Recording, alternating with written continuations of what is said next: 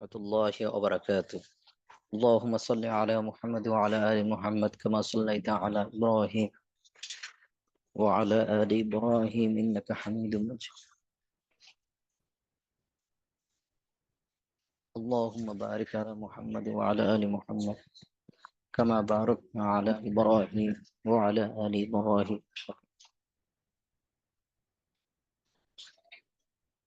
ربي زدني علما ربي زدني علما ربي زدني علما ربي يسر ولا تعسر ربي يسر ولا تعسر وتمم علينا بالخير. الله لا إله إلا الحي القيوم لا تأخذه سنة ولا نوم له ما في السماوات وما في الأرض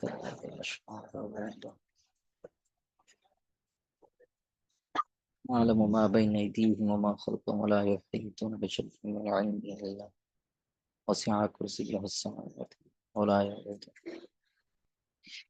যে আপনারা সকলে কেমন আছেন? আল্লাহ তাআলা সবাইকে কেমন রেখেছে? অনেকজন হাত উঠাইছেন। ভাইদের ভিতরে যারা কথা বলেন তারা শুধুই করবেন। সিয়ার ভাইরা কোথায়?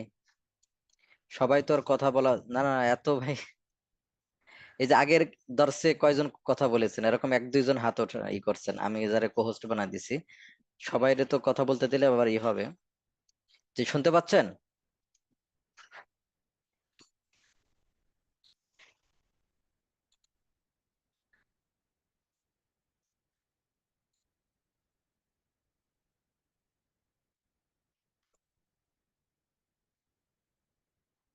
যে আমি একটু করতেছি। আগের দর্শে যে এক দুইজন কথা বলছেন শুধু তারা হাত ওঠান। আগের দর্শে কে কথা বলছেন? 293। যে শুনতে পাচ্ছেন আমাকে? জি ওস্তাদ শুনতে পাচ্ছি। শুনতে পাচ্ছেন? আর সিয়ার ভাইরা কোথায়? জি জি।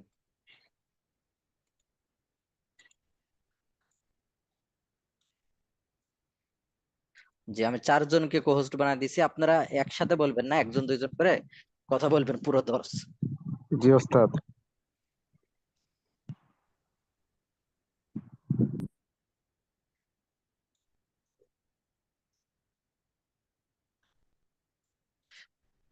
তো আজকে আমাদের ফিখের তৃতীয় ক্লাস, তৃতীয় দর্শ, 3 নম্বর দর্শ। আজকে আমরা যে বিষয়টা পড়বো একেবারে সহজ আলোচনা। আর দর্শের শেষে আপনাদের জন্য তবারকের ব্যবস্থা আছে ভাই। কিসের ব্যবস্থা আছে? তবারকের ব্যবস্থা।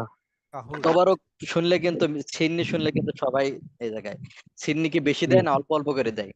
অল্প অল্প দেয় ওস্তাদ। তারপরে দেখবেন অনেক ধনী ব্যক্তিও সিরিয়ালে দাঁড়ায় যায়। ছিন্নির একটা আলাদা টান আছে কিন্তু, খেয়াল করছেন? জি ওস্তাদ।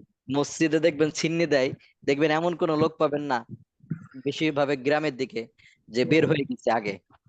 শহরে ভিন্ন কথা, শহরে সাধারণত এগুলোই করে না। গ্রামে যাদের বাসা আছে দেখবেন বড় লোক যে ওই গ্রামের ভিতর সেও বসে থাকে ওই ছিন্নির আশায়। হ্যাঁ জি জি জি ওস্তাদ। জি জি। অনেকেই। তো আপনাদের দর্শক শেষে ছিন্নির ব্যবস্থা, অবরকের ব্যবস্থা আছে, মানে কাহুট আছে। হ্যাঁ, খুব মনোযোগের সাথে শুনবেন। কাহুট করলে দেখা যাচ্ছে যে আমাদের মোটামুটি পরীক্ষাতে কিভাবে প্রশ্ন আসতে পারে এটা আমাদের ধরন কিন্তু বুঝে আসবে। আবার অনেক প্রশ্ন এক দুটা এর ভিতরে পরীক্ষা আসতেও পারে। হুম। তো আজকের আলোচনা আমরা যেটা করব তার আগে কয়েকটা উদাহরণ পড়ি, একটা ঘটনা পড়ি, তারপরে আমাদের আলোচনাটা আমাদের শুরু করি। এক জায়গাতে 10 জন মাদ্রাসার ছাত্র এক বাসাতে গিয়েছে। কয়জন? 10 জন। 10 জন। তো বাসার মালিক যে আছে সে জিজ্ঞেস করতেছে যে আপনাদের ভিতরে হাফেজ কয়জন আর গায়রে হাফেজ কয়জন? আপনাদের ভিতরে হাফেজ কয়জন, গায়রে হাফেজ কয়জন? গায়রে হাফেজ কয়জন? তখন ওরা হাত উঠাইছে যে চাচা আমরা হলো এই 5 জন হাফেজ আর এই 5 জন গায়রে হাফেজ। তিনি বলতেছেন যারা গায়রে হাফেজ তারা হলো খাটের উপরে বসেন, আর যারা হাফেজ তারা হলো মাটিতে বসেন নিচে। কারণটা কি? হাফেজ কয় শব্দ? 3 শব্দ। 3 শব্দ। 1 শব্দ। আর হলো গায়রে হাফেজ কয় শব্দ? 2 শব্দ। 2 শব্দ। 2 শব্দ। তাহলে শব্দের দিক দিয়ে বড় কোনটা?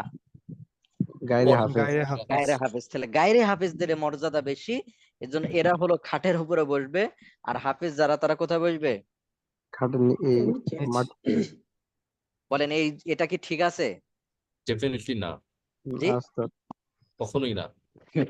তো এই জিনিসটা দেখবেন আমাদের অনেক এলাকায় আছে, ঠিক নাই মানে অনেক জায়গায় আছে। অনেক এলাকায় গেলে জিজ্ঞেস করে, কয় আপনি হাফেজ নাকি? কয় না আমি হাফেজ না। হাফেজ হতে পারেন? আমি কয় মুফতি। মুফতি হয়েছেন কেন, হাফেজ হতে পারেন নাই? অনেক এলাকায় এমন আছে দেখবেন হাফেজদের মর্যাদা দেয় বেশি। হাফেজদের মর্যাদা দেয় কি? বেশি। বলেন। এবার আপনি বলেন হাফেজ গায়রে হাফেজ, তাহলে হাফেজ হলো মানে হাফেজ কাকে বলে? যার কোরআন মুখস্থ, কোরআনের অর্থও কিন্তু জানে না, ব্যাখ্যাও জানে না, তাফসিরও জানে না, শুধু কতটুকু? পুরো 30 পারা মুখস্থ। 30 পারা কি মুখস্থ। মুখস্থ। হাফেজ হইতে লাগে 2 বছর, 1 বছর, অনেক সময় 6 মাস, সর্বোচ্চ 3 বছর 4 বছর লাগে হাফেজ হতে। এবার হাফেজ মাওলানা হতে লাগে 12 বছর। মাওলানা হতে লাগে কয় বছর? 12 12 বছর। বছর। তাহলে একজন মাওলানা তার হুবহু এরকম কোরআন আয়াত মুখস্থ না থাকলেও আয়াতের ব্যাখ্যা, বিশ্লেষণ, তাফসীর টাফসীর, মাসলা মাসাইল সবকিছু বেশি জানে কে? একজন মাওলানা। মাওলানা মুফতি। এর থেকেও আরো বেশি জানে হলো মুফতি। তাহলে বলেন অনেক এলাকায় এমন আছে কিনা যে হাফেজকে যেমন মর্যাদা দেয় ওরকম মাওলানা মুফতিকে দেয় না? আছে? জি, অবশ্যই আছে জি এরকম। অবশ্যই আছে ওস্তাদ। আমাদের মসজিদের ঘটনা বলি। আমি যখন ছোট, যখন মুফতি হই, আমার বয়স কম ছিল, ছোট। তো ওই সময়তে মনে করেন দাড়ি কোন রকম ভাবে উঠছে। তো আমি কোনো মাসালা বললে 1-2 জন ছিল গ্রামে, তো গ্রামের মানুষ আমারও তো ওইভাবে আর করে না। তো 1-2 জন মানুষ মাসালা বললে পাশে থেকে একজন কয়, হাজী সাহেব কি বলেন? হাজী সাহেব, পাশে হাজী, বলেন হাজী কাকে বলে? শুধু টাকা দিয়ে যে হজ করে আসছে, মনে করেন সে মাসলা মাসাইল জানে কেউ? হাজী বলেন, না সে ওস্তাদ। কি মাদ্রাসায় না পড়ছে? ওস্তাদ। তাহলে না আমি না। পুরো মাসালা দিলে কি বলতো, হাজী সাহেব কি বলেন? হাজী সাহেব মানে হাজী সাহেবের থেকে স্বীকৃতি নিয়ে তারপর আমার মাসালাটা সঠিক ভুল নির্ণয় করতো। পরে আমার একটু রাগ হয়ে গেল, আমি বললাম যে দেখেন হাজী সাহেব কাকে বলে, হাজী সাহেবের আগে ব্যাখ্যা দিই। হাজী সাহেব বসা ওখানে, আগে ওকে অনেক মর্যাদা দিলাম। হাজী মানে আল্লাহর ঘর দেখছে, এ দেখছে, অনেক ঠিক আছে। বাকি আমি পড়ছি মাদ্রাসায় 15 বছর, সে একদিনও পড়ে নাই, তাহলে মাসলা মাসাইল কে বেশি জানবে স্বাভাবিকভাবে? তেমনি ডেফিনেটলি আপনি ভাবে আমি, হ্যাঁ, এরকম যখন বলছি তখন আলহামদুলিল্লাহ এখন থেকে সব দিক দিয়ে লক্ষ্য করে, ওই সময় হয়তো আমি ছোট ছিলাম, এই হিসাবই করেন যে হাজির সাহেব তার দাড়ি পেকে গিয়েছে, সে হজ করে আসছে, এজন্য তার কাছ থেকে মাসলা শুনতো। যাই হোক, এরপরে যখন আলহামদুলিল্লাহ এখন পুরো এলাকাতে আলহামদুলিল্লাহ এখন হয়, তা আমি এতটুকু বোঝাতে চাচ্ছি অনেক এলাকায় দেখবেন হাজির সাহেবকে যেমন মর্যাদা দেওয়া হয়, একজন মাওলানাকে ওরকম দেওয়া হয় না। আছে কিনা? জি, অনেকেই আছে। এবার আসেন মুহাদ্দিস আর ফকিহ, এই দুইটার ভিতর পার্থক্য কি? মুহাদ্দিস আর ফকিহ দুইটার ভিতর পার্থক্য কি বলেন দেখি আপনাদের ভিতরে, যে যিনি দুইজনের মুহাদ্দিস, ভিতরে, এই মুহাদ্দিস দুইজনের হলো যে ভিতরে, হাদিস নিয়ে গবেষণা করে। আর আর এই দুইজনের ভিতরে, হ্যাঁ, দুইজনের ভিতরে জ্ঞানী বেশি কে? মুফতি বা ফকিহ। মুফতি আর ফকি কিন্তু এক না। মুফতি যে আমরা বর্তমানে, এরা কিন্তু ফকি না, মুফতি। জি, মুফতি মানে কি, ওই 1-2টা মাসালা ওই দিক থেকে দেয়। আর ফকি যারা বড় ইমাম ছিলেন, ইমাম মালিক, ইমাম শাফি, ইমাম, এরকম বড় বড় যারা গত হয়ে গেছেন, ইমাম আবু হানিফা গত হয়ে গেছে, তারা হলো ফকি ছিলেন। তাহলে মুহাদ্দিস আর ফকির ভিতরে আমরা একটুখান দেখতে পারি। এটা কেন বলতেছি, আমাদের ভিতরে অনেকে আছেন যারা মুহাদ্দিসকে বেশি প্রাধান্য দেন। তাহলে মুহাদ্দিস মানে যার হাজার হাজার লক্ষ লক্ষ হাদিস মুখস্থ, তারে কি বলা হয়? মুহাদ্দিস। মুহাদ্দিস। কিন্তু হাদিসের এই যে হাফেজের মতো, তার হাদিস মুখস্থ, ওই হাদিসের ব্যাখ্যা সে জানতেও পারে, মাসলা মাসাইল বের করা জানতেও পারে, নাও পারে, সে হলো মুহাদ্দিস। আর ফকিহ হলো হুবহু ওরকম হাদিস মুখস্থ না থাকলেও মর্মগত ভাবে ওরকম লক্ষ লক্ষ হাদিস মুখস্থের মতো। যেমন আমার কথা বলি, আমি কিন্তু হাফেজ না, কিন্তু আমার সামনে একজন হাফেজ, সে ভুল পড়তেছে, এমন আয়াত পড়তেছে, আমি বলছি না এটা তো আয়াত হতে পারে না। সে বলছে না এটা আয়াত, আমি বলছি না এরকম অর্থ তো বিকৃত হয়ে যায়, আপনি একটু বের করে দেখেন দেখি, একটু আমার ভুল হচ্ছে না আপনার ভুল হচ্ছে, একটু বের করে দেখেন। পরে বের করে দেখে যে না এটা ভুল। তার মানে কি, সে তো আর অর্থ জানে না, ব্যাখ্যা জানে না, সে একটা পড়ে যাচ্ছে। আর আমি ব্যাখ্যা, আমার পুরোপুরি কোরআন মুখস্থ না থাকলেও কিন্তু অর্থগত ভাবে তোমার পুরোটা মুখস্থ, অর্থগত ভাবে মুখস্থ না প্রায়, শব্দগত ভাবে না হলেও। 2 নম্বর হলো যে এমন সে শব্দ পড়ছে যেটা অর্থ বিকৃত হয়ে যায়। হ্যাঁ, তো ওরকম মুহাদ্দিস মানে যার হাদিস মুখস্থ, লক্ষ লক্ষ হাদিস মুখস্থ, হাদিস নিয়ে গবেষণা করে। কিন্তু একজন ফকিহ, যে যার হলো এই হাদিস থেকে মাসলা মাসাইল বের করে নিতে বলা হয় ফকি। তাহলে হাদিস মুহাদ্দিসের থেকে একজন ফকি জ্ঞানী বেশি। একজন ফকি কি, জ্ঞানী বেশি। যেমন উদাহরণস্বরূপ আমি আপনাদেরকে বলি, একটা উদাহরণ দিয়েছিলাম, একজন ফকি 10 জন ফকি মুহাদ্দিস দাঁড়িয়ে আছে, 10 জন মুহাদ্দিস। মুহাদ্দিস দাঁড়িয়ে আছে। মুহাদ্দিসের কাছে একজনকে একটা মাসালা জিজ্ঞেস করছে, হুজুর আমার একটা মাসালা জানার দরকার। কি মাসালা? সেই মাসালাটা হলো, হায়েজ ওয়ালা, যে মহিলার হায়েজ হয়েছে ওই মহিলা মৃত ব্যক্তিকে ধৌত করাতে পারবে কিনা, মৃত ব্যক্তিকে কি করাতে পারবে কিনা, গোসল বা গোসল ধৌত করাতে দিতে পারবে কিনা? ধৌত করাতে, গোসল করাতে পারবে কিনা। মুহাদ্দিসরা চোখ বন্ধ করে বুখারী, মুসলিম, সুনানে আবু দাউদ, তিরমিজি, অনেক সব খুঁজে খুঁজে খুঁজে খুঁজে কোথাও কোথাও এখানে নাই। তো সে কি বলবে, যে হাদিসের ভিতর কোথাও এখানে নেই। নাই। নাই। কারণ কি, আপনি মাসালা বলে দিলে তো আবার দলিল দিতে হবে, আপনি দলিল কোথায় থেকে দিবেন?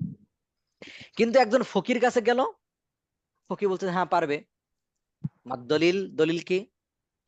দলিল হলো রাসূলুল্লাহ সাল্লাল্লাহু আলাইহি ওয়াসাল্লাম ইতিকাফে ছিলেন। আল্লাহ রসুল জানালা দিয়ে মাথা বের করে দিয়ে আয়েশা রাদিয়াল্লাহু তাআলা আনহাকে বলতেছেন, আয়েশা আমার মাথাটা একটু টিপে দাও। তো আয়েশা রাদিয়াল্লাহু তাআলা আনহা বলছেন, ইয়া রাসূলুল্লাহ কি বলেন, আমি তো হাইজ অবস্থায় আছি, আমার মাসিক চলতেছে। তো আল্লাহ রসুল বলেন, হাইজ কি তোমার হাতে লেগে আছে, আমার মাথা টিপে দাও। তাহলে হাইজ অবস্থায় যদি সর্বশ্রেষ্ঠ ব্যক্তি, সর্বশেষ নবী সাল্লাল্লাহু আলাইহি সাল্লামের শরীরে হাত দেওয়া যায়, আর একজন মৃত ব্যক্তির গায়ে হাত দেওয়া যাবে না, ধৌত করানো যাবে না? জি, প্রয়োজনে অবশ্যই যাবে। বলেন, তাহলে একজন মুহাদ্দিসের দ্বারা কি এটা বের করা সম্ভব ছিল? না ওস্তাদ। না, কখনোই এরকম না। সম্ভব হচ্ছে না। এরকম একটা না, এরকম হাজার হাজার হাজার মাসালা আছে, যেই মাসালাটা হাদিস থেকে আমরা সরাসরি বের করতে পারতাম না। ওইটা হলো ফকি যারা ছিলেন, ইমাম আবু হানিফা, ইমাম শাফি, ইমাম মালিক, তারা বের করে দিয়ে গেছেন। আপনাদেরকে একটা জিনিস বলেছিলাম, মনে করেন অজু ভঙ্গের কারণ আপনারা 7টা পড়েছেন, আপনি কেমন যেন ধরে নেন ওই 7টা আপনি পড়েন নাই। আপনাকে এবার কোরআন দিয়ে দিলাম, আপনাকে এবার 20টা হাদিসের কিতাব দিয়ে দিলাম, বলেন পুরোটা খুঁজে আপনি ওই 7টাকে বের করে নিজে নিজে আমল করতে পারতেন, বা না আমি বের ওস্তাদ, করে আমল করতে না পারতাম? ওস্তাদ। না ওস্তাদ। তাহলে বড় বড় ফকি যারা ছিলেন, আমরা অনেক সময় গালিগালাজ দেই ফকিদেরকে, আল্লাহ মাফ করেন, তারা যদি এই মাসালাগুলো বের না করে যাইতেন, আমি আপনি কি অবস্থা হতো বলেন? জি, আপনি হয়তো 2, 4টা 10টা পারলেন, 100টা পারলেন, আপনি ব্যবসায়ী, ব্যবসা সংক্রান্ত 10টা মাসালা বের করেন দেখি হাদিস থেকে। জি না আপনি ওস্তাদ, আপনি পারবো না। ফ্ল্যাক্সিলোডের আপনি হলো নগদ, তারপরে আপনার এম ক্যাশে ফ্ল্যাক্সিলোডের করেন, কি বলে আরো ওই রিসার্চের ব্যবসা করেন, আপনি রিসার্চ সংক্রান্ত বের করে দেন দেখি, আমি বের করতে পারবো? না ওস্তাদ। তাহলে এই সংক্রান্ত হলো বড় বড় ফকি যারা ছিলেন, তারা কিন্তু ঠিকই বের করে গেছেন, এমন হাদিস থেকে বের করছেন। তা আপনারা বলবেন আরে এই হাদিসটা তো এখানে, আমরা আজ পর্যন্ত এখানে পাইলাম না, কিন্তু ঠিকই ফকিরা বের করে নিয়ে আসছেন। তাহলে মুহাদ্দিস এবং ফকি দুইটার ভিতর পার্থক্যের ভিতরে ফকি যিনি তার মর্যাদা অনেক বেশি। এখন কথা হলো যে আমরা যারা বের করতে পারি না, আমরা তারা কাকে মানবো? অবশ্যই একজন ফকিকে মানতে হবে, বড় বড় যারা ইমাম ছিলেন তাদেরকে মানতে হবে। যদি না মানি, নিজে নিজে অসম্ভব কেউ যদি বলে, এটা আমি বিশ্বাস করব না যে আমি নিজে নিজে বের করতে পারবো। যে জি, কেউ যদি এটা দাবি করে, তাকে বলবেন যে ভাই আপনি কি করেন, তো ভাই আমি কৃষি কাজ করি। তো ভাই কৃষি কাজ সংক্রান্ত 100টা মাসালা, জায়েজ না জায়েজ, রুকন, তারপরে কোনটা করলে বৈধ হবে না হবে, এটা সরাসরি কোরআন এবং হাদিস থেকে বের করে দেন। পারবে ব্যবসায়ীটা, কৃষক বের করতে পারবে এটা? কখনো পারবে না। এর একটা দৃষ্টান্ত আমি আপনাদেরকে দেই, ধরলাম আপনি বলবেন যে উস্তাদ তাহলে আপনি বলতেছেন যে নিজে নিজে আমরা কোরআন এবং হাদিস পড়বো না, এরকম বলে দিচ্ছেন। আমি অবশ্যই পড়বেন, অবশ্যই পড়বেন। আমি নিষেধ করতেছি যেটা, সেটা হলো আমি ডাক্তারি বিষয়ে এমনি বই পড়ি। এখন এই যে আপনাদের বলে যেতে হাত উঠাইতে, আপনারা কয়েকজন হাত উঠাবেন এমবিবিএস ডাক্তার আছেন। এখন আমি যদি 1, 2টা ছোট বই পড়ে যদি এখন এখানে বলি কারো জ্বর আসলে এটা খাবেন, ওটা খেলে এটা খাবেন, বলেন এটা কি আপনারা মেনে নেবেন আমাকে ডাক্তার হিসাবে? মনে করেন না আপনি ওস্তাদ। ডাক্তারি হইতে 200 বই পড়ছেন মেডিকেল বিষয়ে, আর আমি পড়ছি 500, ডাক্তার মেনে নেবেন? এমনি আপনি বলতে পারেন যে উস্তাদ আপনার যে অনেক জ্ঞান আছে, আপনি ডাক্তার না হয়েও ডাক্তারের অনেক বিষয় বলেন, এটা মেনে বলতে পারেন যদি আমারটা সঠিক হয়। কিন্তু আমাকে ডাক্তার হিসাবে কি স্বীকৃতি দিবেন আপনারা, না পুলিশে ধরাই দেবেন আরো? কখনোই না সেটা। কখনো না। এবার বলেন, দ্বীনি বিষয়ে যদি একজন প্রাতিষ্ঠানিক ভাবে মুফতি হয়েছে, আর আমি প্রাতিষ্ঠানিক ভাবে পড়ি নাই, কথার কথা আমি হলো 200 হাদিসের কিতাব পড়ছি, বলেন আপনারাও দিনী বিষয়ে দুনিয়াবী বিষয়ে যদি আমাকে স্বীকৃতি না দেন, এই জায়গায় হুবহু এখানেও কিন্তু স্বীকৃতি দিয়ে দেওয়ার কথা ছিল না, কিন্তু এখানে ঠিকই স্বীকৃতি দিয়ে দেন। দেখবেন দুই চারটা কেউ হাদিস যদি শোনাইতে পারে, বাস কত বড় আলেম রে, অথচ সে পড়েই নাই মাদ্রাসায়। হ্যাঁ, জি আমাদের ওস্তাদ। এলাকায় আছে ভাই, আমাদের এলাকায় আছে, তারে মাওলানা লাগায়, পোস্টারের সাথে কি লাগায়, মাওলানা হতে মাওলানা। হলে 12 বছর পড়া লাগে, মাওলানা লাগায়। তাহলে ও কি মাওলানা? তো একজন ওরে জি বলতেছে শিক্ষা দেওয়ার জন্য যে ভাই একটা কাজ করেন, মাওলানা হতে লাগে 12 বছর, আর হাফেজ হতে লাগে মাত্র 6 মাস, 1 বছর, 2 বছর। তা আপনি হাফেজটার বাদ দিবেন কেন? হাফেজটা লাগাই দেন নামের শুরুতে, হাফেজটা কি করে দেন, লাগাই দেন। বলেন সে কি, কারণ সে তো জানে যে মাওলানা দিলে তো আর আমার ওইভাবে ধরবেন না, কিন্তু হাফেজ দিলে বলবে যে এ একটা কোথায় আছে বলো, সে আর দেয় না। তো এরকম জি আমাদের জি বর্তমানে এরকম হয়ে গেছে, যার কারণে এখন অনেক সময় আমরা ফিতনা ফাসাদের ভিতরে পড়ে যাচ্ছি। কারণ আমি দেখা যাচ্ছে নিজে নিজে আপনি জ্ঞান অর্জন করবেন ঠিক আছে, কিন্তু মাসালা দেওয়ার অধিকার তো আপনার নাই। উদাহরণস্বরূপ আমি আপনাদেরকে বলবো, হোমিও ডাক্তারের সাথে থাকতে থাকতে 10 বছর একজন ব্যক্তি, সে একজন চিকিৎসক, একজন কি বলে শিক্ষিত ব্যক্তি থাকতে থাকতে অনেক সময় সেও ডাক্তারের মতো হয়ে যায় না, জি ওস্তাদ। হয়ে যায়। ওষুধগুলোর তার নাম সে চিনবে। মানে জি ওস্তাদ। হুবহু ডাক্তার না হলেও ডাক্তারের মতো সে অনেক ওষুধ কিন্তু সে দিতে পারে। অনেক জায়গায় এরকম হোমিও ডাক্তার পাবেন, সে কিন্তু ডাক্তার না। যেমন যশোরে একজন ডাক্তার আমি পেয়েছি, নাম বলবো না, ওরকম দিনে প্রায় 300 মতো রোগী দেখে। এমন না যে তার রোগ সারে না, আলহামদুলিল্লাহ। সে ভিজিট নেয় মাত্র 35 টাকা, কয় টাকা, ওষুধ সহ 35 টাকা নেয়। এবং আমু তার কাছে ওষুধ খাইছি, এবং আমু 2-4 জন ব্যক্তিকে পাঠাইছে, আলহামদুলিল্লাহ সবাই সুস্থ হয়েছে ওই রোগের জন্য, ওই রোগে। সে হলো তার বাবার কাছ থেকে, সে কিন্তু মূলত ডাক্তার না, সে হলো তার বাবার কাছ থেকে এইভাবে থাকতে থাকতে থাকতে থাকতে থাকতে শিখে গেছে, সে এখন ওষুধ দেয়।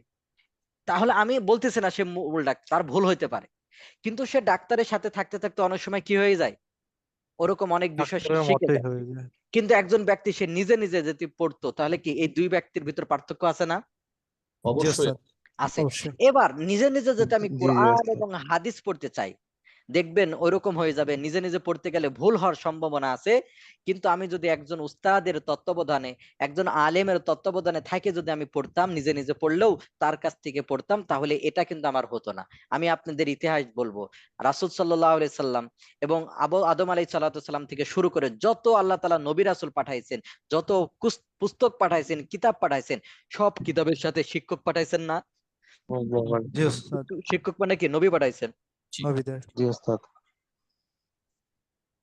আল্লাহ তাআলা ইচ্ছা করলে 1-2টা কিতাব এভাবে দিতে পারতেন না, যেখানে পাহাড়ের উপর রাখি দিয়েছে, এই তোমরা পড়ে শিখে নাও। কারণ কি, আপনারা জানেন একই বই দুইজন দুই রকম বুঝবে, আছে না?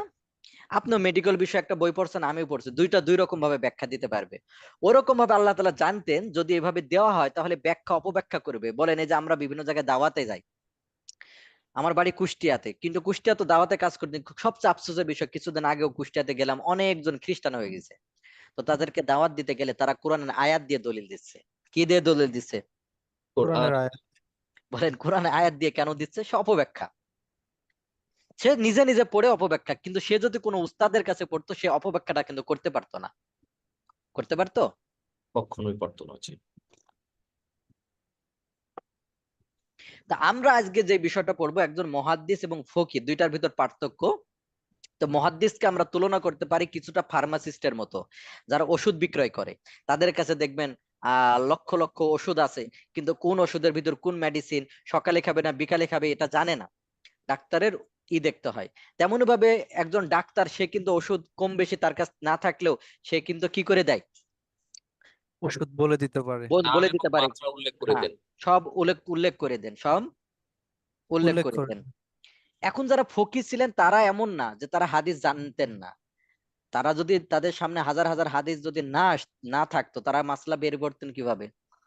তারা অবশ্যই, কিন্তু হুবহু হয়তো মুখস্থ না থাকলেও কিন্তু হাদিসের তাদের কাছে এরকম লক্ষ লক্ষ হাদিস সামনে ছিল।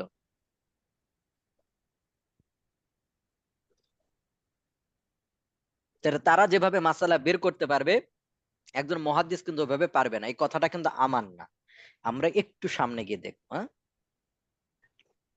এই কথাটা কে বলেছেন?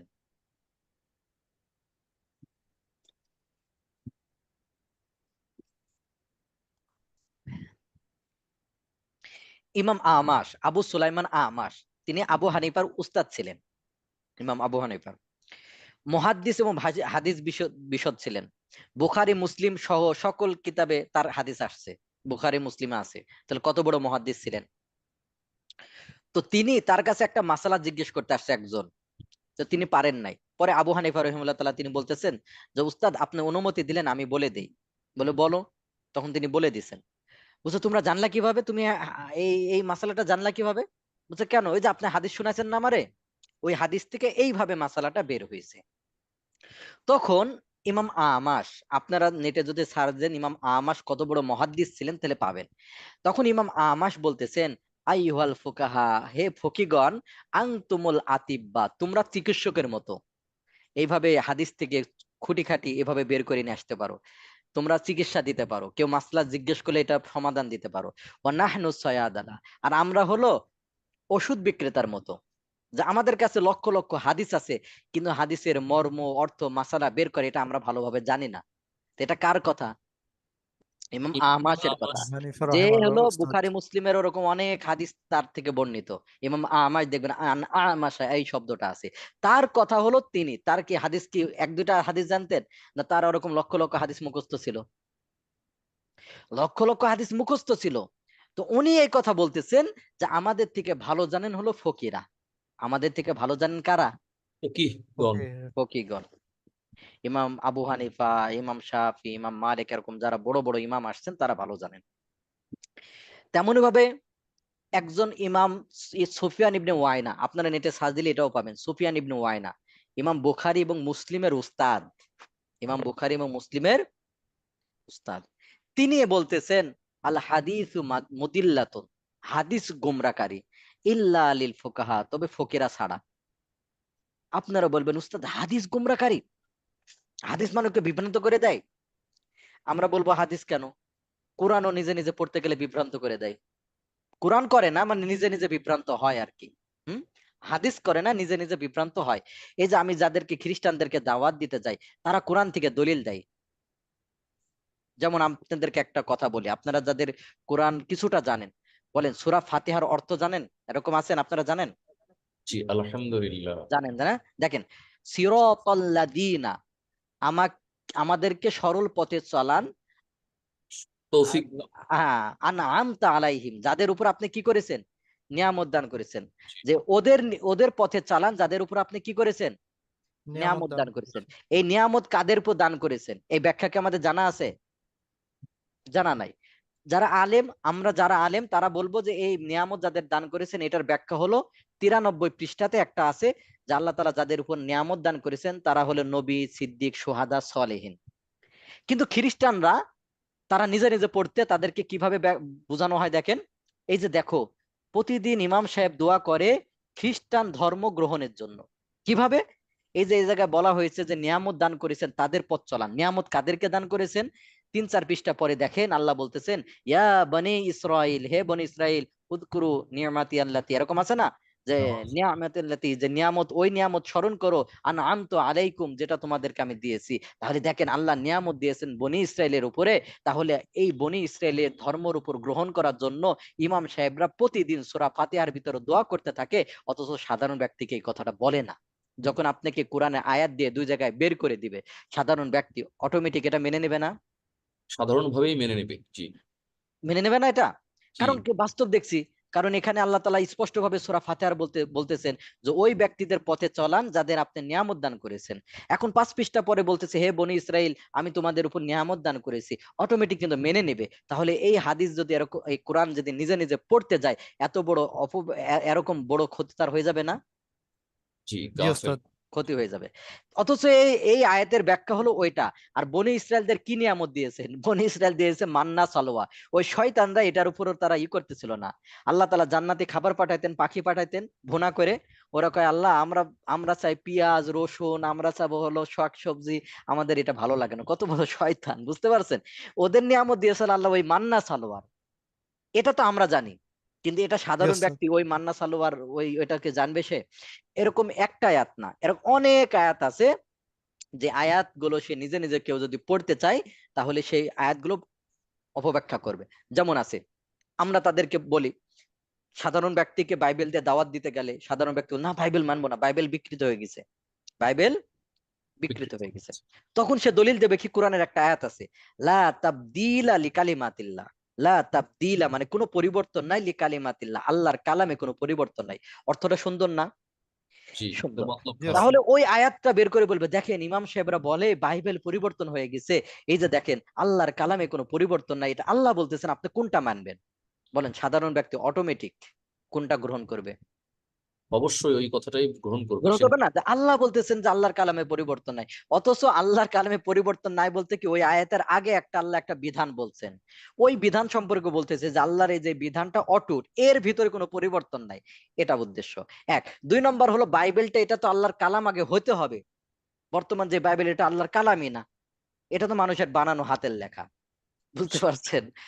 পরিবর্তন আগে তো ওইটা হইতে হবে, মূলটা হইতো, মূলটাই তো না এটা।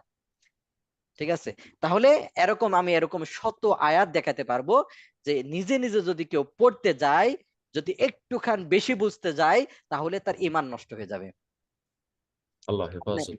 আপনি বিভিন্ন জায়গায় যাবেন, খ্রিস্টানদের কাছে যাবেন, দেখবেন তারা কোরআন থেকে দলিল দিচ্ছে। তেমনই ভাবে ভণ্ড ফকির আমাদের এলাকায় লালন শাহ আছে, নাম শুনছে লালন শাহর মাজার, আমাদের কুষ্টিয়া, আমার জি বাড়ি ওস্তাদ। কুষ্টিয়াতে। কোনো ভাইয়ের বাড়ি যদি কুষ্টিয়াতে থাকে, আমার বাড়ি কুষ্টিয়া জেলার দৌলতপুর থানায়, রিফাতপুর ইউনিয়ন আর কি। যে আপনি লালন শাহর মাজারে যদি যান, দেখতে যান, তো লালনের অনেক মুরিদ আছে, লালনের অনেক কি আছে, মুরিদ মুরিদ আছে। আছে। তারা বিভিন্ন জায়গায় কি করে যে আল্লাহ তাআলা এই কোরআন হাদিসের ভিতরে গান বাজনার কথাও আছে, গান বাজনার কাছে কি আছে, গান বাজনা কি? কারণ রাসূল সাল্লাল্লাহু আলাইহি সাল্লাম বলছেন যে আলিনু বিন নেকা, যে তোমরা হলো বিবাহের ব্যাপারে তোমরা কি করো, আলিন নেকা বিদ্দব, তোমরা হলো আহ বিবাহ শাদীর ঘোষণাটা এটা দব বাজায় দাও। এই যে দব এর আধুনিক রূপ হলো হারমোনিয়াম, এই যে কি বলে এরকম আরো কি গান বাজনা গান ইত্যাদি সেট, ইত্যাদি, মিউজিক কনসার্ট এগুলো ইত্যাদি, বুঝছেন? ওরাও কিন্তু হাদিস থেকে বের করতেছে না, জি। বলেন হাদিস থেকে দিচ্ছে কিনা? আসলে দপের ব্যাখ্যা কি, ওটা ওটা কি? সেটা হলো এক ধরনের এক পাশে চামড়া, তাও হাত দিয়ে বাজাতে হয় ওরকম না, আমরা টেবিল বাড়াইলে যেমন হয় ওই জাতীয় কিছু একটা জিনিস, বুঝতে পারছেন?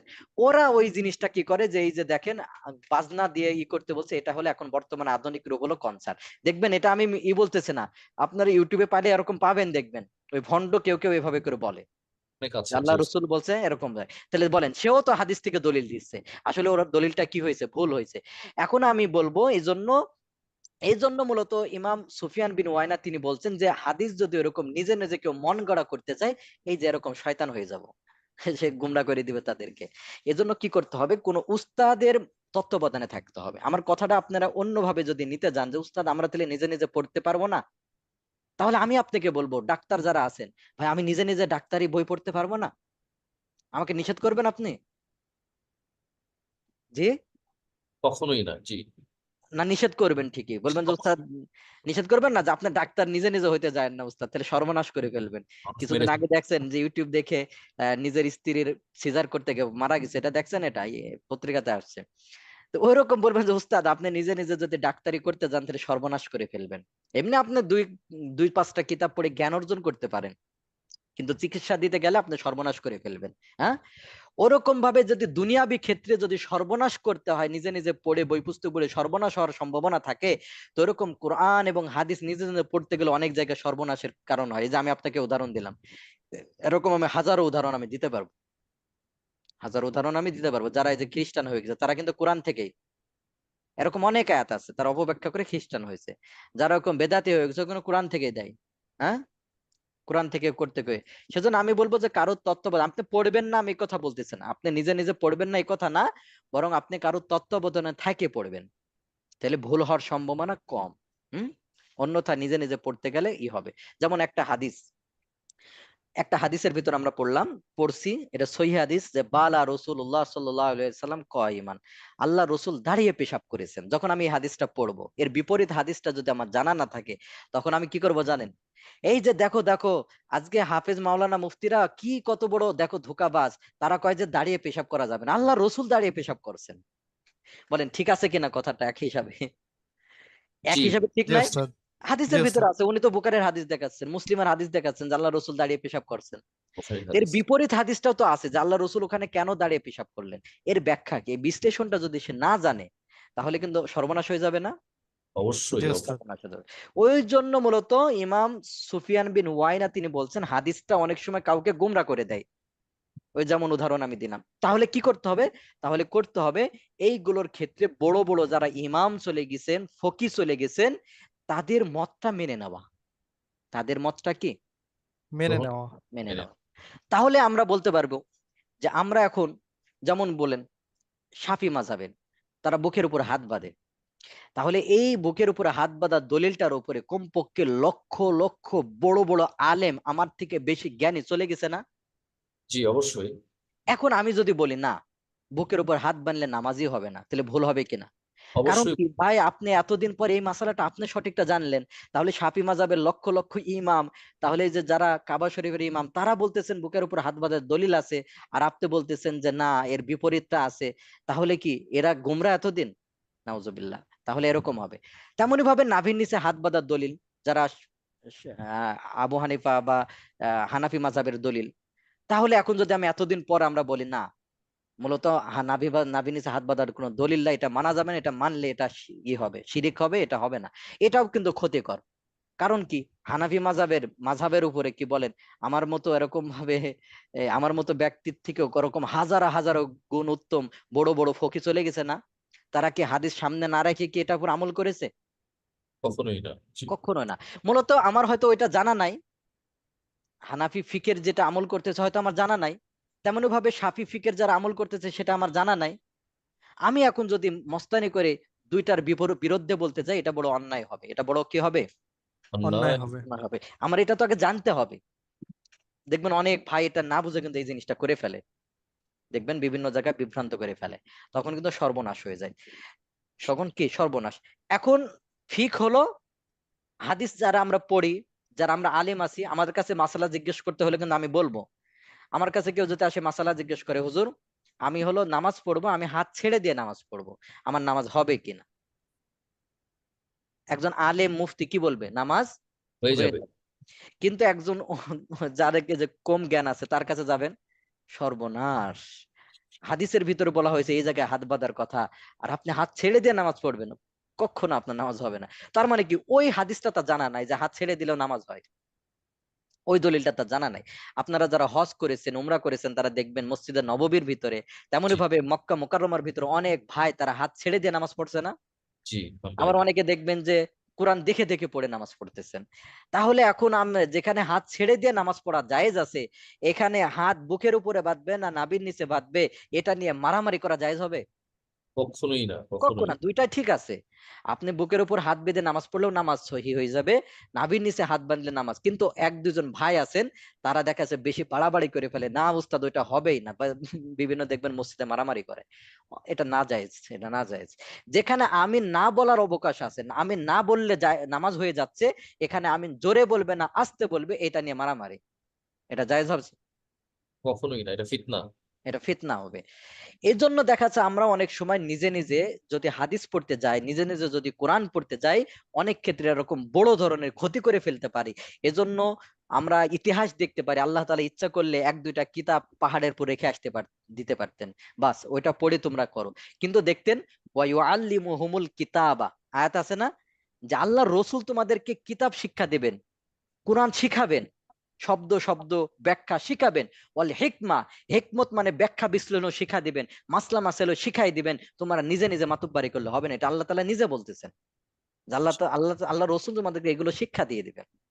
নিজে নিজে করতে গেলেই যে এরকম হয়ে যেত, যে কোরআন হাদিসে আছে যে গান বাজনা এটা জায়েজ আছে, কোরআন হাদিসে আছে এরকম এটা জায়েজ আছে, হ্যাঁ। তো এরকম ভাবে লালন ছাড় আকড়া যারা আছে তারা কি বলে, মিউজিক গান জায়েজ। বাজনা হ্যাঁ এগুলো জায়েজ। জায়েজ, কারণ ওই যে আল্লাহ রসুল বলেছেন যে বিবাহ শাদী হলে একটু আওয়াজ টাওয়াজ দাও, এই যে আওয়াজ দিচ্ছে আমরা, তেমনি ভাবে আপনি লালন শাহর মাজার গেলে দেখবেন যে বাবার কবরের উপরে হলো ফ্যান চলছে, গেছেন কেউ, সফর করছেন? না, তবে অনেক ভিডিও দেখেছি এবং অনেকে যারা এসেছে সেখানে আবার হুজুর ওই যে বিভিন্ন ধরনের জিনিসপত্র খায়ও তো তারা। হ্যাঁ খায়। যাক ওই খাওয়ার সম্পর্কে খাবেন না, কিন্তু এই ক্লাসে বলা যাবে না কি কি আছে, যাই হোক। তো আমি গিয়ে বললাম যে এই যে ফ্যান চলার কারণটা কি, ওনার কবরের উপর ফ্যান চলার কারণটা কি? কয় বাবার গরম লাগতেছে তো এই জন্য ফ্যান চলতেছে, বাবার গরম লাগতেছে তো এই জন্য কি। ভাই এটা কিন্তু আমার থেকে বলতেছে না, বাবার কি লাগতেছে, গরম লাগছে। বাবা গরম কোথায় লাগছে। আছে বুঝেন, বাবার গরম লাগতেছে এই জন্য ফ্যান চালা আছে। ভাই এটা কিন্তু আমার কথা না, ওখানকার একজন মুরিদ সে আমাকে বলতেছে বাবার গরম লাগেছে এই জন্য উপরে ফ্যান চলতেছে আর কি। হ্যাঁ, জি। ইমাম তিরমিজি রহিমাহুল্লাহ তাআলা, ইমাম তিরমিজি, তিরমিজি শরীফ কয়েকটা হাদিসের কিতাবের ভিতরে ওটা একটা বড় কিতাব, তার লক্ষ লক্ষ হাদিস এরকম মুখস্থ ছিল। ইমাম তিরমিজির থেকে তো আর আমরা বেশি জানি না, হ্যাঁ, বড় কিতাবের ভিতর সেটা একটা। তো ইমাম তিরমিজি রহিমাহুল্লাহ তাআলা কি কথা বলতেছে দেখেন, আল ফুকাহা ও অহুম আ'লামু বিমানিল হাদিস, ফকিগণ হাদিসের আইন, বিধানগত অর্থ, মর্ম, প্রয়োগে সম্পর্কে ভালো জানেন। এ সম্পর্কে কি ভালো জানেন। ভালো জানেন। তাহলে ইমাম তিরমিজি তিনি কি কথা বলতেছেন, তার থেকে ভালো জানে কারা? যারা ইমামরা ফকিহ। ফকি তারা ভালো জানেন। তাহলে আমি আপনি ইমাম তিরমিজির আশপাশে যেতে পারবো? না ওস্তাদ। জি।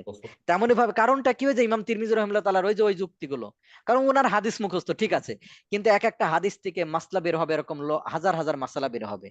কিয়ামত পর্যন্ত আমরা ওরকম লক্ষ লক্ষ মাসালার সম্মুখীন হব, সকল মাসালার সমাধান হুবহু কি কোরআনের ভিতর পাওয়া যাবে? হুবহু কি হাদিসের ভিতর পাওয়া যাবে? অসম্ভব। তাহলে ওই মাসালাগুলো বের করে দিবেন কারা? ওই ফকিরা। ফকিহ। ফকিহ। এটা কিন্তু মুহাদ্দিসের দ্বারা সম্ভব না। একজন হাফেজকে বলবেন যে হুজুর আপনি সূরা ফাতিহার অর্থটা একটু লিখে দেন, পারবে সে? মাসালা তো দূরের কথা, পারবে সে? জি না ওস্তাদ। ও জি না বলবে যে ওস্তাদ। আমার মুখস্থ এ টু জেড মুখস্থ, আমার মুখস্থ পড়াইতে বলেন, আমি মুখস্থ শোনাই দিচ্ছি, কিন্তু ও মাসালা দিতে পারবেন ওরকম। তেমন ভাবে ইবনুল হাজ মালিকি, ইমাম খতিবে বাগদাদি তারা বলেন আত-তাসলিমু লিল ফুকাহা সালামাতুন ফিদ্দিন, ফকিদের হাতে নিজেকে ন্যস্ত করে দেওয়া, দিনকে নিরাপদ রাখা। তাহলে এর দ্বারা বুঝে আসে যে যেই মাসালাটা, একটু চিন্তা করেন ভাই, আমি যদি নিজে নিজে একটা মাসালা বের করে আমল করতে যাই, আর একটা হলো যারা কিয়ামত, এই ইমাম আবু হানিফা বলে, ইমাম শাফি মাযহাবের বলেন, একটা মাসালার উপরে লক্ষ লক্ষ আলেম আমল করে আসছে, তাহলে কোন মাসালাটার উপর আমল করা উত্তম হবে? আমি নিজে নিজে ব্যাখ্যা করতে গেলে ভুল হওয়ার সম্ভাবনা আছে কিনা বলেন? আর জি এই যে ওস্তাদ লক্ষ অবশ্যই। লক্ষ, ওনারা এটা গবেষণা ছাড়াই কি ওটার উপর আমল করতেছে?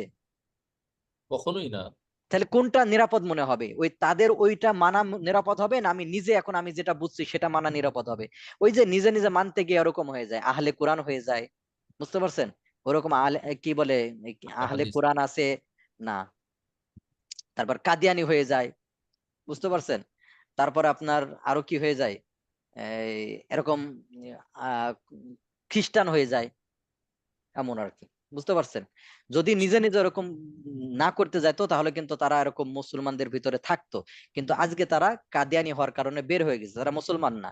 আহলে কোরআন হওয়ার কারণে তারা বের হয়ে গেছে, তারা কি না? অমুসলিম তারা। মুসলমান না। হ্যাঁ, মুসলমান না, কারণ আহলে কোরআন ওই যে নিজে নিজে কোরআনের ভিতর যেটা আছে সেটা আমি মানবো, ঠিক আছে, ওরকম আর কি। জি, ওরকম আর কি। এখন কথা হলো, ওরকম আমরা চেষ্টা করব, আমরা যতটুকু করতে চেষ্টা করব কি, অন্য যারা ইমামরা যে মাসালাগুলো বলে গেছেন ওটার উপর আমল করার। তবে এটার জন্য মারামারি, আবারও বলতেছি, দুইটাই জায়েজ আছে, বুকের উপর হাত বাঁধারও জায়েজ আছে, নাভির নিচে হাত বাঁধারও দলিল আছে, দুইটাই দলিল আছে, এই নিয়ে মারামারি দরকার নাই। আমিন জোরে বলা আস্তে বলার দুইটারই দলিল আছে, এই নিয়ে মারামারির কোনো ইয়ে নাই। এরকম ভাবে অনেক বিষয় আছে, এটা নিয়ে মারামারির কি নাই, জায়েজ নাই। আমরা ফকি যারা বড় বড় ইমামরা যে মতটা দিয়ে গেছেন ওইটা মেনে নেওয়া, এটা আমাদের জন্য নিরাপদ, ওটা মেনে নেওয়া, ওইটার উপর কি আমাদের নিরাপদ। নিরাপদ। এখানে আরো কিছু আলোচনা আছে, এই আলোচনাগুলো আপনারা নিজে পড়ে নেবেন, আমি এগুলো পড়ে দিলাম না, হ্যাঁ? এখানে আপনাদের প্রশ্ন আসতে পারে যে উস্তাদ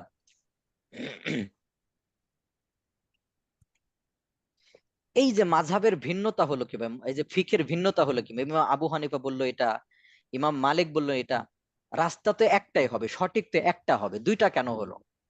এই কথাটা ভুল। সঠিক অনেক সময় দুইটা হইতে পারে। আমার বাড়ি কুষ্টিয়াতে, আমি যদি ট্রেনে আসি তাহলে আমি ঈশ্বরদী দিয়ে এদিক দিয়ে ট্রেনে আসবো, আবার এদিক দিয়ে আমি পদ্মা সেতু দিয়েও ট্রেনে আসতে পারবো ঢাকাতে। আপনি বলবেন ঢাকায় একটা, তা আপনি দুই দিক দিয়ে কিভাবে আসতে পারেন? এটা কি বলা যাবে? না, জি না কখনোই না। ওস্তাদ। বলা যাবে না। দুইটা হইতে পারে, তিনটাও হইতে পারে। তো অনেক সময়তে কুরআনুল কারিমের ভিতরে কিছু শব্দ এমন আছে যে শব্দ দুইটা অর্থ, যেমন আপনারা পড়েছেন কাউকে তালাক দিলে জি। 3 কুরু অবস্থান করবে, 3 কুরু। কুরু শব্দের অর্থ দুইটা।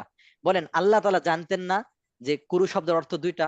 আল্লাহ তাআলা ইচ্ছা করলে একটা শব্দ বলতে পারতেন না, তহরত বা হাইজ বলতে পারতেন কিনা? জি জি পারতেন কিন্তু অবশ্যই। আল্লাহ তাআলা এমন শব্দ ব্যবহার করছেন, কি বলছে, কুরু বলছেন। এখন কুরুর অর্থ দুইটা, হাইজের অর্থ হয়, তহরতের অর্থ হয়। এখন আপনি কোনটা মানবেন?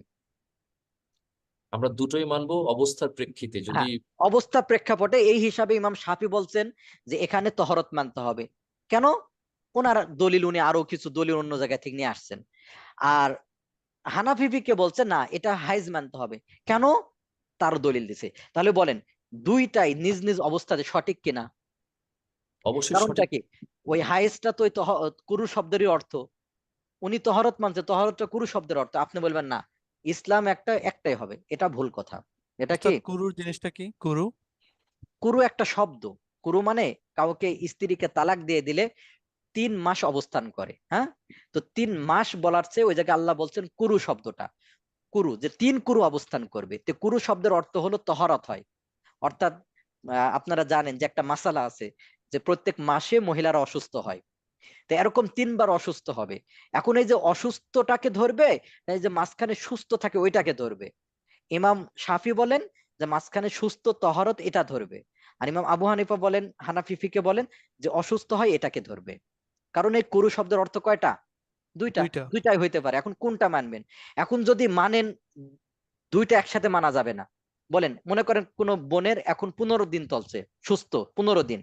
এখন যদি তালাক হয়, তো অটোমেটিক এটাকে যদি একটা তুহুর ধরেন, তাহলে আর দুইটা তুহুর, তাহলে অটোমেটিক 2.5 মাসের ভিতরে সে আরেক জায়গায় বিয়ে করতে পারছে না? জি বিয়ে ওস্তাদ। করতে পারছে।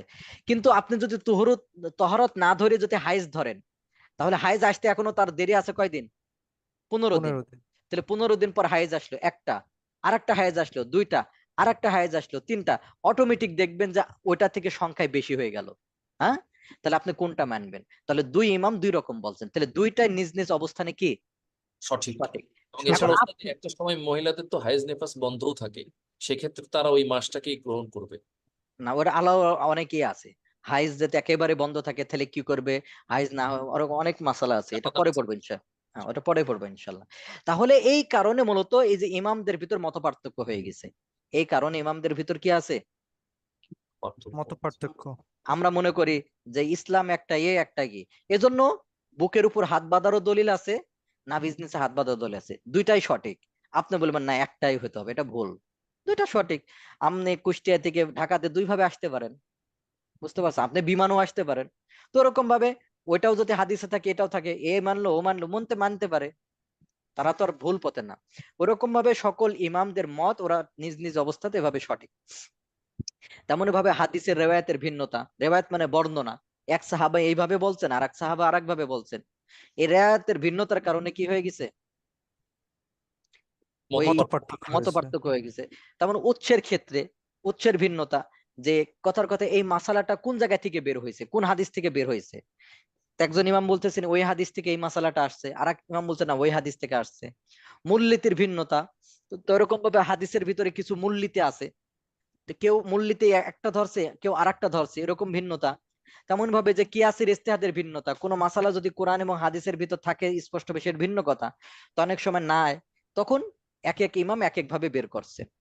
তেমন ভাবে দুটি বিপরীতমুখী দলিলের ভিন্নতা, এক হাদিসে বলা হয়েছে এটা, আর এক হাদিসে বলা হয়েছে এটা, আপনি কোনটা মানবেন? এই জন্য অনেক সময় কি হয়ে গেছে, এই ভিন্নতা আসছে। মাযহাবের ভিতরে বলতে পারি, ফিকের ভিতরে মতপার্থক্যের তো ভিন্নতা হয়ে গেছে। আমরা কিছুটা বলতে পারি, আপনাদেরকে কিন্তু আগে আমরা পড়াইছিলাম যে আকীদা, বিশ্বাস, এটা সম্পর্ক হলো অদৃশ্য সংবাদের সাথে। এজন্য এখানে শুধু ওহী ভিত্তিক নির্ভর করা হয়। এখানে কিন্তু ইজতিহাদের কোনো সুযোগ নাই। ইজতিহাদের সুযোগ আছে? না না ইজতিহাদের সুযোগ নাই। কিন্তু মাসলা মাসাইল ক্ষেত্রে ইজতিহাদের সুযোগ আছে। এখানে হাদিসের ভিতরে বিভিন্ন পাওয়া যায়, কোনোটা হাদিসের ভিতর নাই, ওইটাও ইজতিহাদ করে বের করার সুযোগ আছে। এজন্য এটাকে আপনি খারাপ বলতে পারবেন না। মত পার্থক্য থাকলে কোরআন সুন্নাহ অনুযায়ী যদি মত পার্থক্য করে, এটার ভিতরে আপনি খারাপ বলতে পারবো না। পারবে না। ঠিক আছে, তাহলে আমাদের এই পর্যন্ত। আমাদের প্রথমে কাহুটে আমরা জয়েন করি দ্রুত, এরপর আমরা কাহুটে জয়েন করে তারপর আমরা হলো কারো যদি ক্লাস রিলেটেড প্রশ্ন থাকে তাহলে আমরা ক্লাস রিলেটেড প্রশ্ন করব। হুজুর, আমরা নতুন জয়েন করেছি, কোথায় জয়েন করবো বলেন একটু দয়া করে, যদি আবার বলেন উপকার হয়। ও, উস্তাদ আগে লিংক দিয়ে দিবেন। আগের দর্শে ছিলেন না? জি জি জি না ওস্তাদ জি। আমি লিংক দিব, ওই লিংকে প্রবেশ করবেন। ও আচ্ছা। লিংকে প্রবেশ করলে নিক নেম চাবে, নিক নেমের কাছে আপনার হলো দিবেন, রোল নাম্বার দিবেন, কেউ নাম দিবেন না, তাহলে জয়েন হয়ে যাবেন। আমি লিংক দিব, এই লিঙ্কে প্রবেশ করবেন, তাহলে লিঙ্কে প্রবেশ করলে আপনার কি হয়ে যাবে, জয়েন হতে পারবো ইনশাআল্লাহ। আর নেটওয়ার্ক কিন্তু খুব হার্ড হওয়া লাগে, এজন্য ওয়াইফাই যদি দূরে থাকে ওয়াইফাই নিকটে যান, আর নাহলে ওয়াইফাই বলতেছি রাউটার, না রাউটারকে কোলের উপরে রাখেন, ঠিক আছে। জি জি জি। আর খুব দ্রুত সঠিক উত্তর দিতে হবে, অন্যথায় কিন্তু হবেন না, খুব দ্রুত।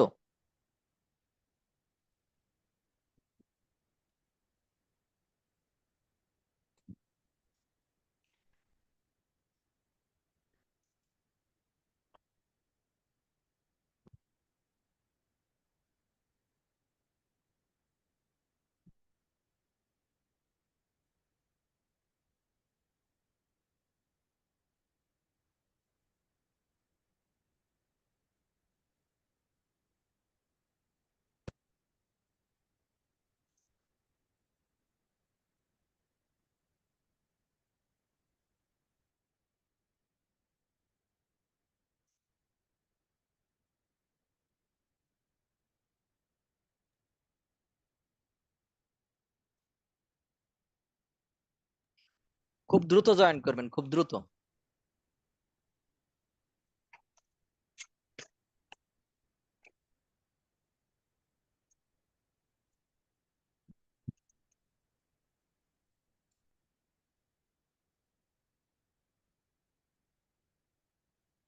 ওস্তাদ জি, আমাদের যদি কোনো প্রশ্ন থাকে তাহলে কি করার কি কোনো উপায় বলবেন দয়া করে? একটু পরে করেন, হ্যাঁ, জি। না হলে আবার এটা খেলাটা করে নিন, এই গেমটা করে নে। আর আপনাদের ভাই যারা আছেন, তো আপনাদের প্রশ্নোত্তর ক্লাস আছে, দর্স আছে, এজন্য আপনাদের উন্মুক্ত, আজকে আপনি বেশি না করতে পারলেও আপনাদের উন্মুক্ত ভাবে শুধু প্রশ্নোত্তরই ক্লাস হবে, পুরো 1 ঘন্টা আমি প্রশ্নোত্তর দিব। কিবারে সেটা? সেটা জানালে রবিবারে মাগরিবের পর, রবিবার মাগরিবের পর, এটা বলি না আপনাদেরকে? ও আচ্ছা। ওস্তাদ জি, আজকে নতুন জয়েন করেছি তো এটা জানি না। হ্যাঁ হ্যাঁ, রবিবার মাগরিবের পর আপনাদের প্রশ্নোত্তর ক্লাস আছে, রবিবার মাগরিবের জি, পর, মাগরিবের পর। মাগরিবের পর পরেই আপনাদের আছে, আপনারা যত প্রশ্ন করবেন তত প্রশ্ন সেখানে করতে পারেন।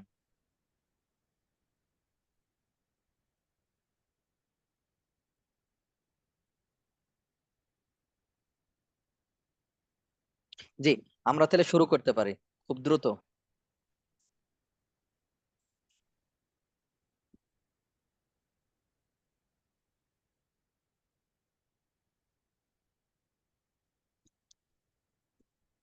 জি, খুব দ্রুত সঠিক উত্তর দিবেন, হ্যাঁ, সঠিক উত্তর ক্লিক করবেন।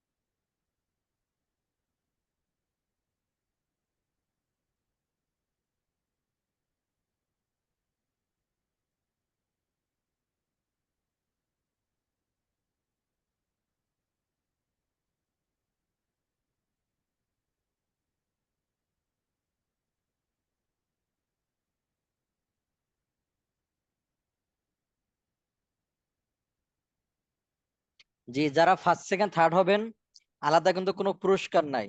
আপনারা হলো নিজের টাকা দিয়ে মিষ্টি কিনবেন আর কেমন যেন মনে করবেন যে আমার পক্ষ থেকে খাচ্ছেন, হ্যাঁ, ঠিক আছে। জি ওস্তাদ, জি মজা পাচ্ছি।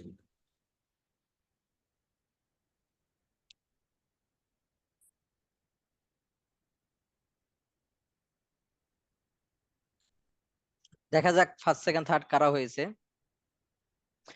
293 তৃতীয় স্থান, 28 দ্বিতীয় স্থান, ফার্স্ট হয়েছে কে দেখা যাক। 40 উনি ফার্স্ট হয়েছে না? ঠিক আছে, তাহলে আমরা প্রশ্ন করতে পারি। আমরা একটু চ্যাট বক্স অন করে দেই। আমরা খুবই কম সময় দেবো, আর বাকি প্রশ্নগুলো আপনারা রবিবারের দর্শে করবেন, হ্যাঁ, রবিবার মাগরিবের পর দর্শ। ওস্তাদ আমার একটা কথা ছিল। হ্যাঁ, জি জি। ওস্তাদ এখন কি বর্তমান সময় এই সময়টা কি ইজতিহাদের এখনো কি কোনো সুযোগ আছে ইজতিহাদ করার? আছে, কিন্তু ওই দরজা প্রায় বন্ধের মতোই। ইজতেহাদ করতে যে শর্তগুলো লাগবে ওরকম এখন পাওয়া যাবে না, ঠিক আছে ভাই। এখন দেখবেন জি পুরো ওস্তাদ। বাংলাদেশে কেউ, সারা পৃথিবীতে এখন কত আলেম আছে, ফকি কেউ দাবি করছে, কেউ শুনছেন? জি না ওস্তাদ। এখন নাই, ওইগুলো ওই দরজা বন্ধের মতোই। যে কেউ যদি কেউ করে ওই আগের মাসালাগুলোই দিবে, নতুন করে কেউ আর দিবে না। এজন্য ইজতেহাদ করার এটা দরজা যেহেতু খোলা আছে, কিন্তু প্রায় বন্ধের মতো, ওইভাবে পাওয়া যাবে না, পাওয়া যায় জি না। ওস্তাদ। আর ওস্তাদ তো বাংলাদেশের মধ্যে ফিকহের জ্ঞান সবচেয়ে বেশি এমন কে আছে বাংলাদেশে? এইভাবে বলা তো মুশকিল ভাই, ঠিক আছে, এভাবে বলা কঠিন। জি ওস্তাদ, বুঝতে পারছি। হ্যাঁ, রবিবারে হলো ওস্তাদ জি, আপনারা এই আইডিতে ঢুকবেন, এই আইডিতেই। জি জি, বলেন জি ভাই। জি বর্তমানে আমরা জানি যে বলা হয় হানাফি ফিকহের মধ্যে আমাদের আল্লামা তাকি উসমানী দামাত বারাকাতুহু, উনি অনেক বড় একজন আলেম। তো ওনাকে কি আমরা ফকি মনে করতে পারি, বা বর্তমানে কি কোনো ফকি আছেন যারা ফকির পর্যায়ের বা কাছাকাছি এরকম? না না না, ওরকম ওই ওনাকেও জিজ্ঞেস করলে দেখবেন উনিও বলবেন না আমি ফকি না, তিনি বুঝতে কখনো পারছেন। বলেন না, তিনি হ্যাঁ তালেবে হ্যাঁ, ইলম কিন্তু বলেন। এমনি অনেক মাসালা তিনি ইজতিহাদ করে বের করছেন বা করছেন, এটা আমরা বলতে পারি, এবং অনেক মাসালা তিনি আবার রুজু করছেন, অনেক কিছু আছে। বাকি ওইভাবে ফকি, অনেকে বলে যে এই জামানার ফকি, এইভাবে বলতে পারেন কথাটা, কিন্তু ওই ফকির মতো না। ইমাম আবু হানিফা, ইমাম ইমাম আবু ইউসুফ, ইমাম মালিক, এদের আশপাশেও তো যেতে পারবে না, পারবে? না না, কখনোই, সেটা হ্যাঁ কখনোই। হ্যাঁ, এজন্য ওই ফকি বলা যাবে না। এমনি বলতে পারেন এই বর্তমান জামানার ফকি, এইভাবে কথাটা, বাকি ওই ফকি না। কারণ তাকি উসমানী সাহেব যে মাসালাগুলো দেন, উনি কি নিজের থেকে দেন, না ওই যে মূলত ওই আগের যারা ফকিরা দিয়ে গেছেন ওইটাই গবেষণা করে দেন, ওই মাসালাগুলোই তিনি দেন, হ্যাঁ, জি জি। ওইগুলোই দেন, এরকম আর কি। হুজুর, আমি অনলাইনে কোর্সের পাশাপাশি অফলাইনেও কি আপনাদের মাদ্রাসায় এসে পড়তে পারবো? আপনি হলো অফলাইনে পড়তে চাইলে ইতে পারবেন, মাদ্রাসায় দারুর রাশাদ আমাদের সাথে যোগাযোগ করেন, যদি আপনি পড়তে চান অফলাইনে সরাসরি থাকে পড়বেন, তাও পড়তে পারবেন। ক্লাসের পড়াগুলো কিভাবে পড়বো, কোনটা মুখস্থ করব? এই যে সারসংক্ষেপ মুখস্থ করবেন। পড়াশা আমরা ক্লাস রিলেটেড প্রশ্ন করি, আমরা ক্লাস রিলেটেড বাইরে করব না। উপরের প্রশ্নগুলো বলতে আপনারা যে প্রশ্নগুলো করতেছেন ক্লাসের বাইরে, আমি ওইগুলো উত্তর দিব না, বুঝতে পারছেন। আমার ক্লাসের ভিতর, আমার দর্শের ভিতরে যে আলোচনা হয়ে গেছে ওই আলোচনাগুলো করবেন। এখন কারোর সম্পর্কে আপনারা মতামত জানতে চাচ্ছেন, এ জানতে চাচ্ছেন, এ সংক্রান্ত এখানে দরকার নেই, এগুলো না, আমরা ক্লাস রিলেটেড আমরা জানবো। ওস্তাদ জি, এই যে মান্না সালোয়ার কথা আমরা অনেক সময় শুনি, অনেক সময় অনেক বিভ্রান্তকর তথ্য অনেক সময় হয়তো আমরা শুনি, আমরা বুঝি না। একটু দয়া করে এই সম্পর্কে যদি 10 বা 15 সেকেন্ডে কিছু একটা বলতেন তাহলে হয়তো। মান্না সালোয়া বলতে বনে ইসরায়েলদের ভিতরে একটা অনেক ঘটনা আছে। তো আল্লাহ তাআলা বিশেষ একটা খাবার দিয়েছিলেন, জান্নাতি খাবার, সেটা মান্না সালোয়া বলা হয়ে থাকে। যে একটা পাখির গোশত ভুনা হয়ে আসতো, আর একটা হলো কিছুটা বলতে পারে হালুয়া জাতীয়, এই জাতীয় মানে, মানে পাতলা জাতীয় এক ধরনের খাবার আসতো। আমাকে অনেকগুলো ব্যাখ্যা আছে, যাই হোক এক ধরনের বিশেষ খাবার আল্লাহ পক্ষ থেকে আসতো, মান্না সালোয়া, এটা নিয়ামত দিয়েছিলেন, এটা একটা নিয়ামত না? জি অবশ্যই জি। ওরা আবার এটা হলো আল্লাহ তাআলার সাথে এই যে আল্লাহ আমাদের এগুলো ভালো লাগে না, আমাদেরকে দিবেন পেঁয়াজ, রসুন, সবজি, বুঝতে পারছেন। জি জি। এটাকে মান্না সালোয়া বলা হয়, একটা বিশেষ খাবার আল্লাহ তাআলা তাদেরকে দিয়েছিলেন। তবে বেশি ঈদ থাকতে পারে নাই, ওরা আবার আল্লাহ তাআলা এটা উঠাই নিয়েছেন, এই নিয়ামতটা। জি জাযাকাল্লাহ। ইমাম আবু হানিফা কি ফকি ছিলেন না মুহাদ্দিস? দুইটাই ছিলেন। ইমাম আবু হানিফার আলাদা কিতাবই আছে এই হাদিসে। জি।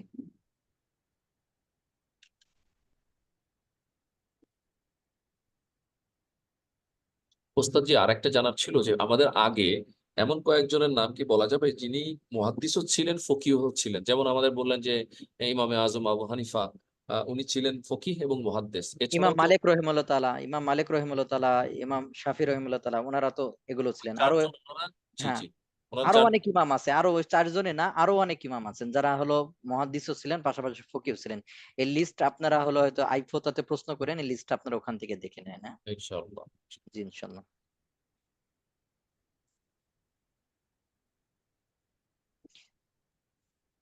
আরো অনেক মাসালা যেটা ই যে ঠিক আছে, তাহলে এই পর্যন্তই।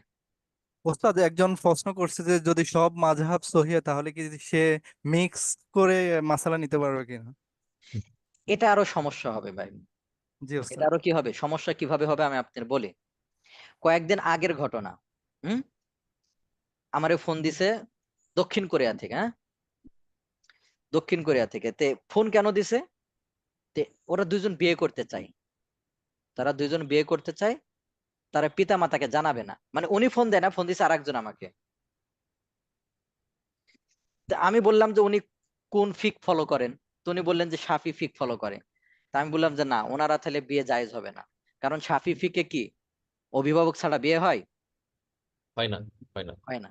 বুঝতে পারছেন? এটা গেল। এইভাবে বিয়ে অনেকে করে ফেলবে। হ্যাঁ, যখন বিয়ে করবে তখন কোন ফিক ফলো করে? হানাফি, হানাফি ফিক, কারণ এটা সহজ। জি এইবার যখন তালাক হয়, এই যে একজন যে ইখতিলাফি কিছু মাসালা বলছেন, আমি আর বলছি না এই শব্দগুলো, তখন তালাক হয়, তখন এবার এটার মানবে না। আমরা হানাফি ফিকে কি মানবে না, জি। যে তালাকের যে মাসালাটা এটার মানবে না, তখন ওইটা সহজ। আর এক জায়গায় কেউ যদি মত দেয় তাহলে ওইটা মানবে। এরকম একটা মাসালা না, অনেক মাসালা, যার কারণে দেখা যাবে দুই ফিক অনুযায়ী কোনোটাই হয় নাই, দুই ফিক অনুযায়ী কোনোটাই হয় নাই। উদাহরণস্বরূপ আমি বলি, শাফি মাযহাবে হলো রক্ত বের হলে পানি এই শরীর থেকে রক্ত বের হলে কি হয় না, অজু ভাঙ্গে না। আর আমাদের হানাফি ফিকে রক্ত বের হলে অজু ভেঙে যায়। তো একজন ব্যক্তি সে মনে করেন অজু করলো, তো শাফি ফিকে আবার কি হয়, যদি মহিলার সাথে স্পর্শ হয় তাহলে অজু ভেঙে যায়, মহিলার সাথে স্পর্শ হলে কি ভেঙে যায়? অজু ভেঙে যায়, এটা এজন্য কি করে জানেন, শাফি ফিকে কি করে জানেন, স্ত্রীরা জি। শীতকাল মনে করে যে স্বামীকে একটু কষ্ট দিব, এবার মনে করেন স্বামী অজু করে আসছে, মসজিদে যাবে, এবার স্ত্রী বলছে থামো, তুমি আমার সাথে দুষ্টামি করছো, তোমার আজকে আমি শিক্ষা দেব। এইবার স্বামীরে চাই এসে ধরবে, ধরে কি করবে, স্পর্শ করে দিস, বাস অজু ভেঙে গেছে। অজু কি হয়ে গেছে? বলেন, এবার 10 বার যদি করে তাহলে 10 বার শীতকালে অজু করলে অবস্থা কেমন হবে? তো মনে করেন এই ক্ষেত্রে কারো কেউ কি করলো, অজু করলো, অজু করার পর মহিলাকে স্পর্শ করলো, তখন আমাদের হানাফি ফিকে আবার মহিলা স্পর্শ করলে অজু ভাঙ্গে না, এর দলিল আছে, কিন্তু সবার দলিল আছে, এমন না দলিল ছাড়া, সবার কিন্তু দলিল আছে। তখন সে ভাববে যে না, এটা তো কঠিন, এই শীতকালের ভিতরে আমার স্ত্রী এখন ইয়ার কি করবে, আর আমি বারবার অজু করব, আমি এখানে হানাফি ফিক ফলো করব। কোন ফিক ফলো করব? হানাফি, হানাফি। তাহলে হানাফি ফিকে অজু ভাঙ্গে না। এবার রাস্তা দিয়ে যেতে যেতে পায়ে হোঁচট লাগছে, লাগে রক্ত বের হয়ে গেছে, রক্ত বের হলে অজু ভাঙ্গে আমাদের হানাফি ফিকে, শাফি ফিকের অজু ভাঙ্গে না। এরে অজু, রক্ত বের হয়ে গেলে আবার কঠিন, যা, এটা আমি শাফি ফিক ফলো করলাম, চলে গেল নামাজে। এখন বলে নামাজ যদি পড়ে তাহলে হানাফি ফিক অনুযায়ী তার নামাজ হয়েছে? তো হয় নাই। না কারণটা কি, ওস্তাদ যে হয় নাই। ওই যে রক্ত বের হয়ে গেছিল, অজু করে নাই। জি, তেমনি ভাবে শাফি ফিক অনুযায়ী কি তার নামাজ হয়েছে? হয় না। ওই যে মহিলা স্পর্শ করছিল, অজু ভেঙে গেছে। এরকম শত শত মাসালা আছে, আপনি যদি দুইটা মানতে যান এই ভেজালে পড়ে যাবেন। ওই যে আমি বললাম, বিয়ের সময় ফোন আসে, হুজুর আমরা অন্য ফিক ফলো করি, আমরা চাচ্ছি হানাফি ফিক অনুযায়ী বিয়ে করব। এর 1 মাস পরে যখন এবার তালাক হয়, এবার ওই যে এক দুজন কেউ মত পার্থক্য করছে, এখন কয় উস্তাদ আমি তো ওইটা অনুসরণ করব। বলেন হবে এটা? আপনারা একটু জি না চিন্তা ওস্তাদ। করেন। সেগুলা, ওইরকম যদি এখন অনুমতি দেওয়া হয় যে আপনি যে কোনো একটা মানে নেন, তখন দেখবেন ব্যবসা শুরু করবে এইভাবে হানাফি ফিক অনুযায়ী। আর ব্যবসার ভিতর কোনো ত্রুটি হলে তখন নিজেকে বাঁচানোর জন্য তখন অন্য ফিক অনুসরণ করবে, তখন ঝামেলা আরো বেশি হবে। এজন্য বড় বড় সমাজের মধ্যে। ফকিরা সমাজের ভিতর সব বলে দিয়েছেন যে আপনি যে ফিক অনুসরণ করবেন আপনি ওইটাই অনুসরণ করেন, অন্যথায় ওই আরেকটা মানতে গেলে এখন সব গোজামিল হয়ে যাবে। সব কি হয়ে যাবে? গোজামিল। গোজামিল। ওস্তাদ যে তাহলে এলাকায় যেটার আধিক্য বেশি ওইটাই হ্যাঁ হ্যাঁ, আমাদের। যে এলাকায় যেটা আধিক্যের বেশি ওইটা অনুসরণ কথা বড় বড় যারা আলেম ফকি তারা বলে দেন। হ্যাঁ, এবং সুবিধাবাদ হ্যাঁ। ওস্তাদজি, যদি আমি এখন হাম্বলি মাযহাব মানতে যাই কিন্তু আমার আশেপাশে এমন বড় আলেম নাই, সেক্ষেত্রে তো আমি মানতেও পারবো না। এই জন্য আমার আশেপাশে যদি ওই সংক্রান্ত আলেম থাকে, সেই ফিকটাই মানা, সেই মাযহাবটা মানাটাই উচিত। হ্যাঁ হ্যাঁ, যে এলাকায় থাকবে। জি। উস্তাদ এখন 4 ইমামের কারোর তো ভুল হতে পারে, সেক্ষেত্রে করণীয় কি? এই ভুলটা কে ধরবে? হাদিসের ভিতর আছে ইজতিহাদ করা, ইজতিহাদ করলে ভুল হলে সওয়াব আছে কিনা, পড়ছেন না আগের ক্লাসে? দুইটা। জি ওস্তাদ, ভুল সওয়াব আছে। ভুল হলে সওয়াব আছে। ওনারা বড় বড় ইমাম ছিলেন, ভুল হয়েছে কিনা এটা তো আপনি ধরার অধিকার আছে? আমরা বুঝবো আমরা তো। ধরতে পারবো? পারবো না। ওনার তো দলিল আছে, ওনার দলিল আছে না? জি। এজন্য ওনার দলিল অনুযায়ী উনি সঠিক, ওনার দলিল অনুযায়ী উনি কি সঠিক, এজন্য ওনার সওয়াব হবে। যদি ভুল হয় এটা জীবনে আপনি খুঁজে পাবেন না, যে যে এটা সওয়াব।